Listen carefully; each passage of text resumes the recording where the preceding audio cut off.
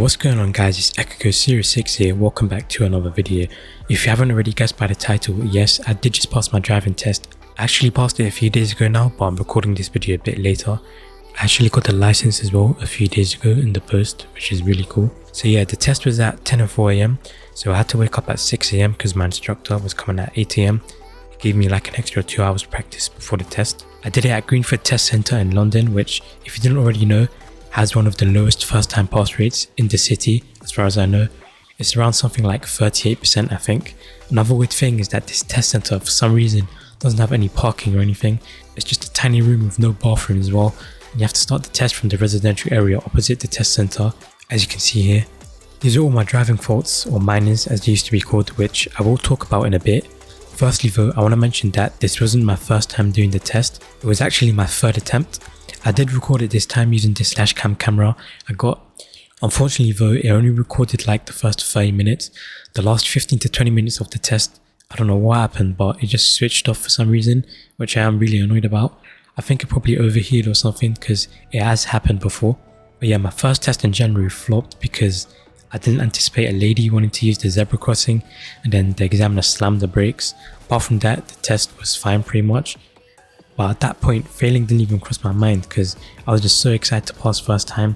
Naturally though, my second test was much worse. I got kinda nervous and I got two serious faults.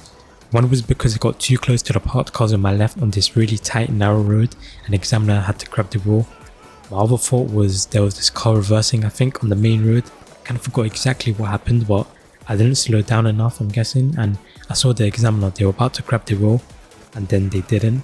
And yeah, that was my second test, which also flopped. I also stalled at a width restriction and hit the curb I think, but that turned out to only be a minor. At this point I was just really disheartened and quite upset as you would expect, but I didn't let that stop me from passing. I took more lessons and did more practice with my instructor, and then 5 months later my test in July came and I passed it. I was quite confident this time and the examiner was alright as well. The route was good too. We went through Harrow on the Hill and some other areas near Greenford. You know, they asked the usual, what do you do in your life? And then I said I'm in uni and what I'm studying. You know, they obviously don't care and do it to everyone just to help ease off the pressure. The guy did help me a bit as well. For example, he told me that the road I was turning into was a 30. I don't remember exactly when he told me that, but it was somewhere around this point. I'll be real, I thought he told me that because I was going too slow. But I was confused because there was no way that road was a 30 because it's like a residential area, and looking back at the recording as well, there were speed humps on the floor, which usually means 20 miles per hour. I'll put the video as well so you can see here. But yeah, if we rewind and go back, you can see here just moments before this car here overtook me on a bend, which may I add is a bit dangerous, and then a few seconds later this other car as well got the same idea and overtook me. And that's what confused me because I thought the examiner was, you know, giving me a hint that I'm going too slow, because usually as well when they say that, it means you failed. You have to tell you what the speed limit is, and I thought at that point I thought it was already over and that I failed in like the first 10 minutes. But now I realised they were just helping me out for the new road that I was turning into, and that road was in fact a 30. So yeah, that was nice of them.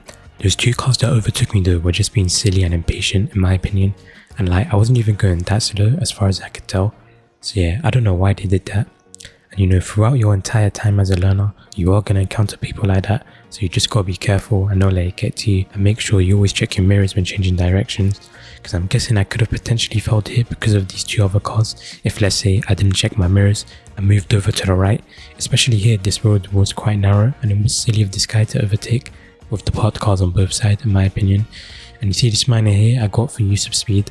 At the end of the test, the examiner gave me a bit of a lecture saying that I was going a bit too fast in 20 zones, something like that. So yeah, I don't really know to be honest. I can see a bit maybe because when I was going over the recording, it did look like I went over some speed humps quite fast. So yeah, I'm not sure. Or he could have been talking about here where I saw this 30 sign and I started speeding up, but the road was still 20 and you're not meant to do the new speed limit until after you pass the sign. And then I remembered that and slowed down a bit, so maybe he was talking about that too.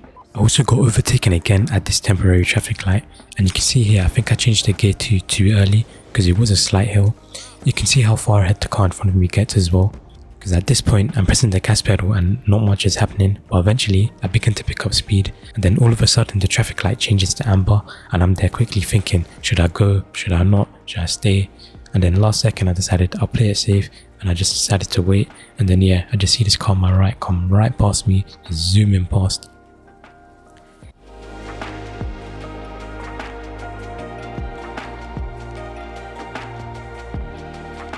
Even before that though, I thought I failed within like the first minute or something, because there was this lady at the zebra crossing, and I will show you it.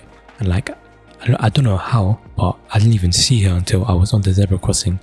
I looked to my right and thought, oh no, I failed. But then I was like to myself, if it was a fail, the examiner would have pressed the brakes. But then I thought maybe he didn't do that because there might have been a car behind me which was too close and might have caused an accident. So yeah, I don't know, I just ignored it. But seeing it again now, she wasn't really looking like she wanted to cross. You know, she wasn't really near the crossing, but you know, was just waiting near it, I guess.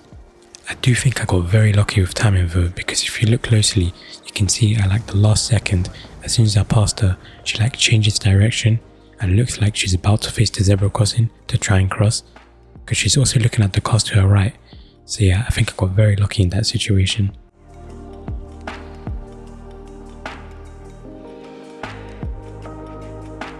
There was also another time when I was doing the parking maneuver they asked me to do, which was the reverse parallel parking, as you can see here. This is me doing it. When I do it as well, my instructor told me to lower your left mirror to make it easier for yourself so that you can see the curb and if you're going to hit it or not. And I did the parking fine, I think, but I did think, there was one time I did think I was going to hit the curb at one point, so I had to go forward and fix it, which is what this fault was for, the reverse park control. At the end though, when I was done, they reminded me to fix my mirrors. I forgot what they said exactly, but I think it was something like, are your mirrors okay? So yeah, that was also nice of them again. I didn't know some of the examiners can help you out like that or give you subtle hints. And the funny thing is, the day before I did a mock test with my instructor, and it was pretty much the same route which I got on the test, which was really helpful. But yeah, what happened was I did the reverse parallel parking with my instructor and I lowered my left mirror as usual to help me, but somehow I forgot to fix it and lift it back up. So for the rest of the mock test, I was driving with my left mirror down. I didn't even notice somehow. I mean, I still passed that mock test. But yeah, I don't know how I didn't realize that I left my mirror down like that, which could have been dangerous if I ever needed to change lanes, I'm guessing, because that's what my instructor told me. He used to also remind me at first about my mirrors and give me subtle hints, but gradually stopped as I got better at driving. My other fault was the move of safety, and to be honest, I don't really know what that was for. I mean, I made sure to always do my 6-point checks and stuff. Maybe it was for, there was this one junction where I had to turn right and I literally could not see anything to my right because there were these two vans literally blocking the view from the right. So I got kind of worried that I'm gonna have to brake last second and fell because a car might just come out of nowhere. So I edged forward slowly and just hoped for the best, and it turned out to be fine. The other one responds to signs, signals, road markings. I'm pretty sure that was for mini roundabouts because I didn't fully go around the roundabouts, you know, the white circle thing in the middle. And one of the things the examiner said at the end of the test was to make sure you fully go around it, is what they told me. Now my last minor, which was for vehicle checks, and it was the show me question. They asked me to show them how to use the front windscreen demister, I think. And I don't remember exactly, but I had no clue how to do that. And I did go through the show me questions with my instructor before, but yeah, I just forgot. So literally I just pressed some random button and hoped for the best. And then they said okay, and that was that. You know, I just pretended to know what I was doing because obviously I didn't want to be like, oh yeah, I don't know how to do that or whatever. So I just took the minor fault, it's fine, I still passed, and you're allowed 15 anyway. So yeah, those were all my driving faults, and that's pretty much it.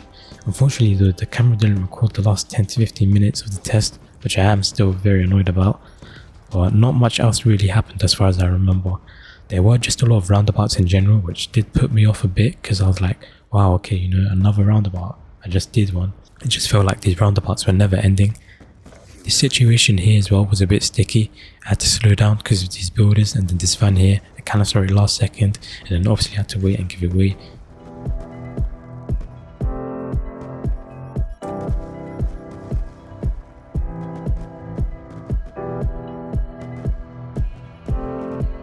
Just before that though, I did take this turn here in gear 3. I think maybe I was going a bit too fast and should have gone gear 2 before the turn. You are meant to take turns in gear 2, I'm pretty sure, but it was fine.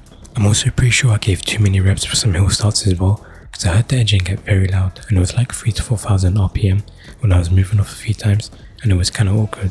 And usually I'm fine with hill starts. I think I got a bit worried that I might roll back or stall, so I added too much gas by accident. Apart from that, it was a pretty solid test. Nothing else really happened. He asked me to pull over on the left in a safe and legal place as well quite a few times, which was fine.